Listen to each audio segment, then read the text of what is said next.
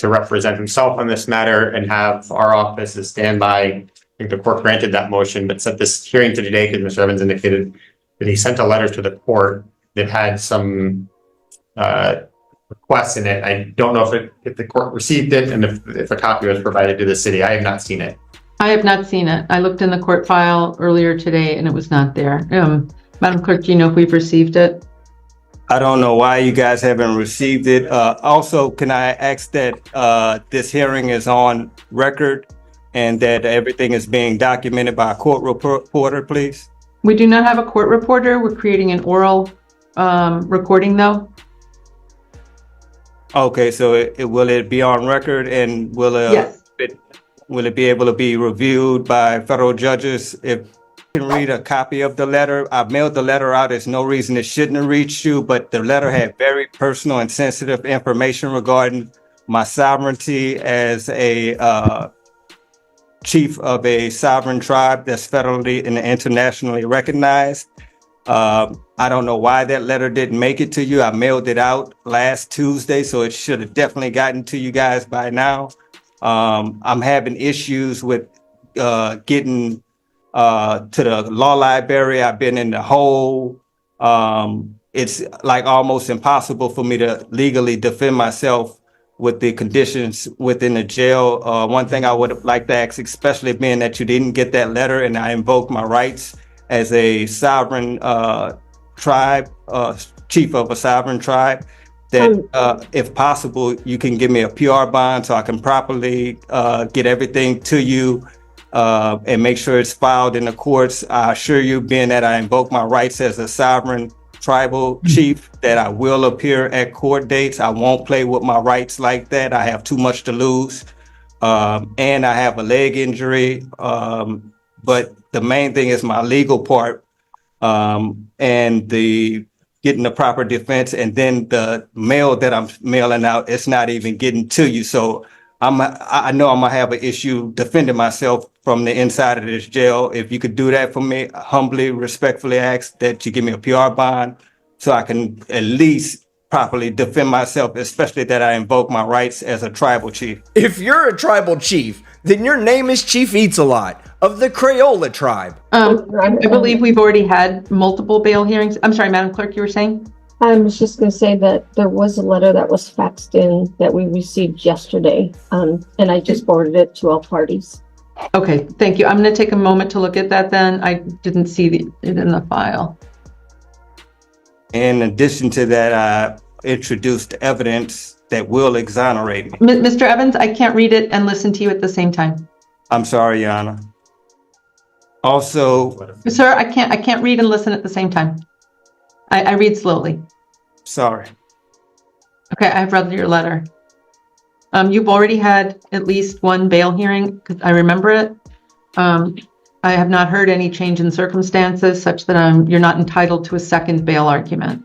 Bail remains as previously set, $500 per charge. What tribe are you enrolled in?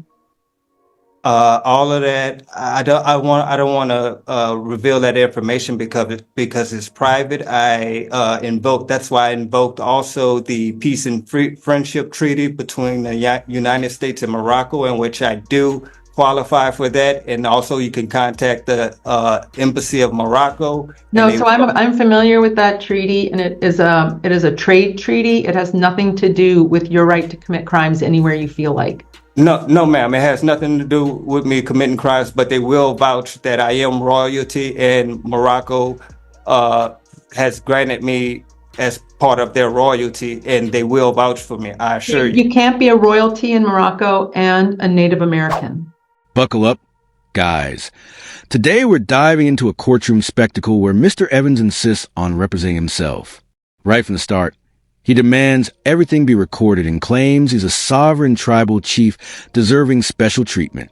He even asks for a PR bond, swearing he'll return to court.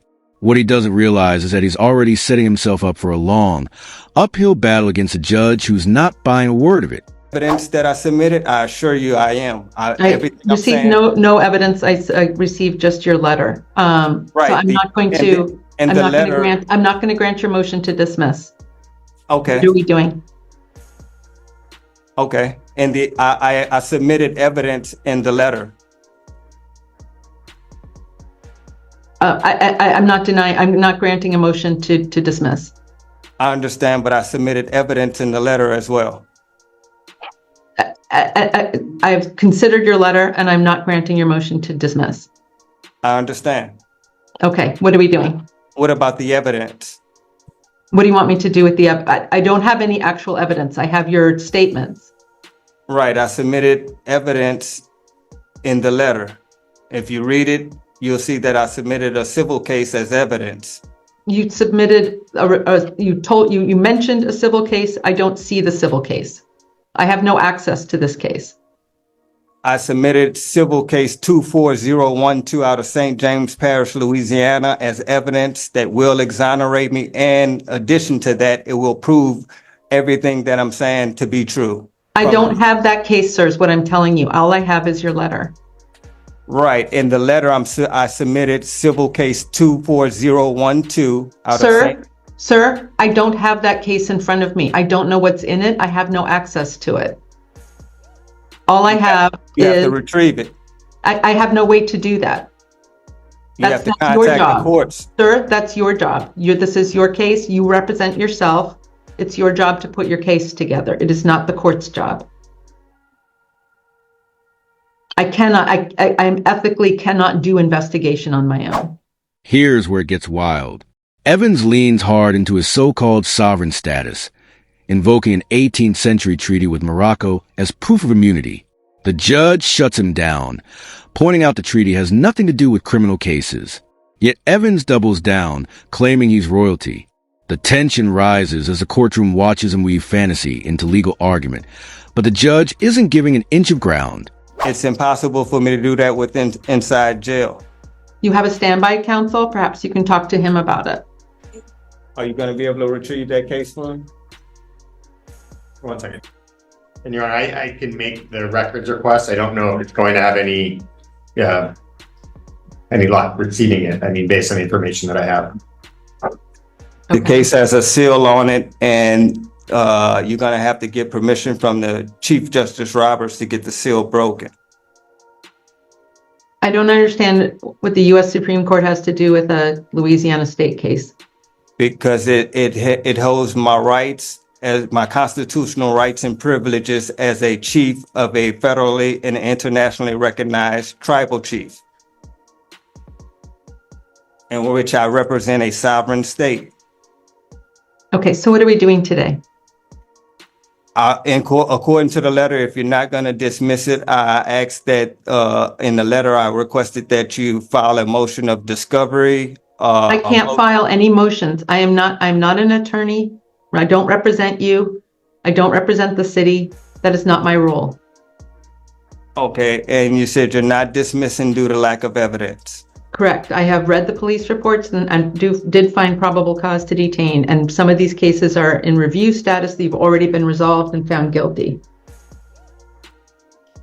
Okay, and also in those review cases, I said if the review. Sir, I'd really like to focus on what we're doing today. I've denied your motion. We need to move on. Yes, ma'am. Okay, so what are we doing today? What's the plan going forward? The plan going forward, I would like a fast and speedy trial by jury. I would like a motion for discovery to be filed. I would like a motion to suppress. Sir, you represent yourself. You have to file those motions. You asked to represent yourself. You got, Judge Rose Akins granted that. So it's up to you to file those motions. Okay, I just received the paperwork from Mr. Iannetti today on the format to file those motions. So I'll have those motions mailed out tonight. Okay, perfect. All right, so we're setting this for trial, is what I'm hearing. By jury. Okay, so only the pretrial cases are going to be set for trial. I see the pretrial order has all the case numbers on it. Or does it have only the pretrial one? Okay. I just clicked on it to give them an example of that order as well.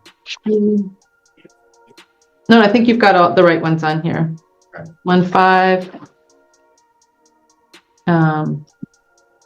And I also asked that that letter be sealed due to the fact it has sensitive information on there regarding me and You my have to file a motion to seal it, sir. I'm sorry, but this is why it's best not to represent yourself if you don't know criminal procedure.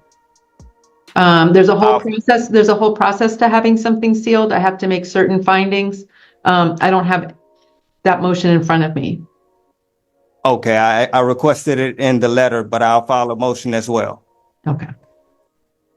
But I'd encourage you to read the Bone Club case so that you can understand what the guidelines are for sealing. I haven't received any of that information, and also I need access to the law library, which is like... Now Evans claims there's evidence that will clear his name, pointing to a sealed Louisiana case. But here's the kicker. He expects the court to go retrieve it for him.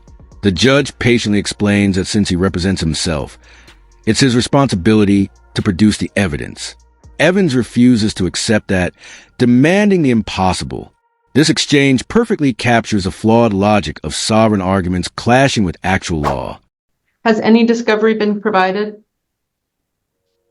I gave him the narratives. Police reports, that's it. Will the city, first of all, is there a motion to join and consolidate these cases for trial? Yes. Any objection, Mr. Evans? Yes, I do have an objection. So then you realize it'll take roughly 4 months to try these cases. Will I be sitting in jail the entire 4 months, or is it 60 days still? The problem is we can't try if you're not going to agree to try them simultaneously. I can't guarantee you they'll all be tried we only do jury trials 1 week out of the month. But my question is, will I have to sit in jail 4 months or 60 days? Potentially 4 months. I can't rule that out. And I'm not trying to pressure you into agreeing. I'm just setting out the facts. You do what you want to do. I just explained what joinder means and the benefits and disadvantages of joinders. So, Mr. Evans, what do you want to do? I want to do them all separately. Okay.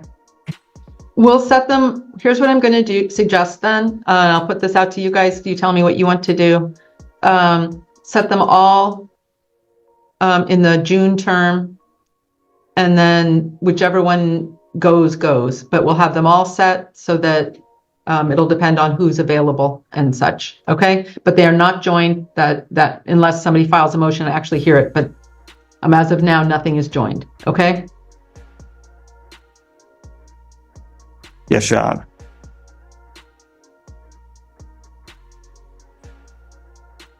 So the readiness hearing will be on June 12th. Sit out here. And jury trial beginning the week of June 24th. And we'll have a hearing on admissibility we'll have a 3-5 hearing. That's a hearing about any statements you may have made, Mr. Evans, and a hearing on admissibility of any 911. I don't know whether there is or not, but just in an abundance of caution. Will you be filing any motions to suppress under Rule 3.6? I'll be filing motions to suppress and subpoena. Are there additional witnesses you'll be calling? Yes, ma'am. I would like to subpoena the airport director or the operations airport so I can have those guys verify that I was there. The reason I was there is legal airport business. Ms. Tenwaller, is including SeaTac airport operations sufficient to put the city on notice of who the defendant will be calling? No. Okay. What would you accept? I don't know how to put this because I don't think Mr. Evans knows who this is right now. I believe the onus is on director the of the defendant airport. if he wishes to identify and subpoena that individual or individuals. Okay, so as soon as you figure out who it is, you have to put the city on notice. Lance Little, the managing director of the airport. Okay. SeaTac Airport Managing Director Lance Little. I've included that. Got it. Will you be offering any affirmative defenses? Is that a question to me or the? Yes, it is. It is. What's your question again? I'm sorry. Are there any affirmative defenses? Could you reword that, please? Perhaps Mr. Ainati can help. Yes, 1 second. Yes, ma'am, I do. I will be providing an affirmative defense and the right that I was a law-abiding citizen at the airport. So I think that's general denial. That's not an affirmative defense. Well, also that I was a passenger of a business that operates legally in the airport, of a charter bus company that legally operate. I was a customer of a charter bus company that legally operates in the airport. So still, that's just general denial. That's saying I didn't do it. Not an affirmative defense is saying you did it, but there was that you were allowed to do it. Right. I was at the airport, and the reason why. So that is general denial. That is saying there was no crime that was committed. That's what you're saying, right? That you did not commit any crime. No, I'm saying that I was a customer of the airport. At this point, Evan starts rattling off legal motions. Speedy trial, discovery, suppression, you name it. The judge calmly reminds him that representing yourself means drafting and filing those motions on your own. Evans admits he just got the paperwork format today and promises to mail everything out. It's a classic example of biting off more than you can chew, and the judge is letting him dig deeper into his own mess. And I ran into the airport for safety. It was necessity, is an affirmative defense. Okay. Lawful use of force is a defense. In that Just case, saying I didn't do it, I was allowed to be there is not an affirmative defense. It's a defense. I'm not saying that it's not a defense. I'm just saying it's not technically an affirmative defense such that you have to put the city on notice. okay, according to your definition, I guess it's not an affirmative defense. But once again, could they close the door so I can make sure I'm hearing? Can I re-verify that everything is being recorded and that everything's on file? And I would also like that a court reporter be present for all future hearings and possibly for this one as well, if possible. We will not have a court reporter. We are not required to. We are not a superior court. We don't have a budget for that. We record everything. Everything is recorded. But we do not have a court reporter. We do not have access to a court reporter, and I'm denying that request. Yes, ma'am. And also, could I file a motion to appeal that? You have to actually file it. You can't, you don't need my permission to file a motion. You can just file it. I mean, a notice to appeal. I'm sorry. So I would get that information from Mr. Ianetti because I don't have any access to the law library to get these motions on notice of. Sir, you have to have a basis in law to request that. I can't imagine. We are not courts of record in that sense, like a superior court. We do not have court reporters. I understand, but I feel my constitutional rights are being violated. So there is a recording of everything. Everything can be recorded and transcribed, but we don't have a real-time court reporter. Okay, what's the difference?